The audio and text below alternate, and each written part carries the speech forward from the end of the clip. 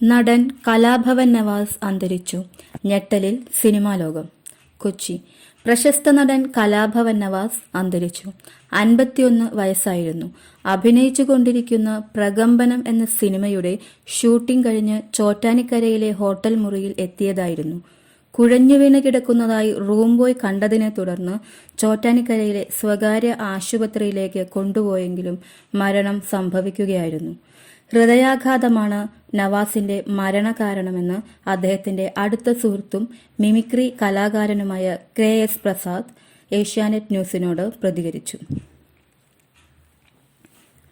അഭിനയിച്ചുകൊണ്ടിരുന്ന പ്രകമ്പനം എന്ന ചിത്രത്തിന്റെ അവസാന ഷെഡ്യൂൾ പൂർത്തിയാക്കി ഹോട്ടൽ മുറി വെക്കേറ്റ് ചെയ്യാനായാണ് നവാസ് എത്തിയതെന്നാണ് വിവരം. എന്നാൽ ഏറെ നേരമായിട്ടും ആളെ കാണാത്തതിനാൽ റൂം ബോയ് അന്വേഷിച്ച് ചെന്നപ്പോഴാണ് നവാസിനെ വീണുകിടക്കുന്ന നിലയിൽ കണ്ടത്. ഇടവേളയ്ക്ക് ശേഷം സിനിമയിൽ സജീവമായി വരികയായിരുന്നു നവാസ്. ചലച്ചിത്ര നടൻ അബൂബക്കറിന്റെ മകനാണ് നവാസ്. നടി രഹനയാണ് ഭാര്യ. മലയാളത്തിലെ നിരവധി നടന്മാരെ പോലെ മിമിക്രി വേദിയിലൂടെയാണ് നവാസിന്റെയും കലാജീവിതത്തിന്റെ തുടക്കം. 1995 പുറത്തിറങ്ങിയ ചൈതന്യം എന്ന ചിത്രത്തിലൂടെയാണ് സിനിമാ അരങ്ങേറ്റം. മിമിക്രി കലാകാരന്മാരുടെ ജീവിതം പശ്ചാത്തലമാക്കുന്ന മിമിക്സ് ആക്ഷൻ 500 എന്ന ചിത്രവും അതേ വർഷം എത്തി.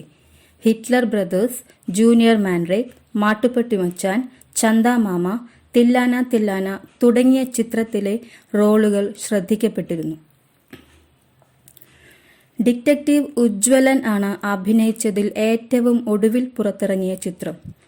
താരസംഘടന അമ്മയുടെ അടുത്തിടെ നടന്ന ജനറൽ ബോഡി യോഗത്തിലും നവാസ് സജീവ സാന്നിധ്യമായിരുന്നു. അതിനാൽ തന്നെ പ്രിയ സഹപ്രവർത്തകന്റെ ആകസ്മിക നിര്യാണത്തിന്റെ ഞെട്ടലിലാണ് സിനിമാ ലോകം.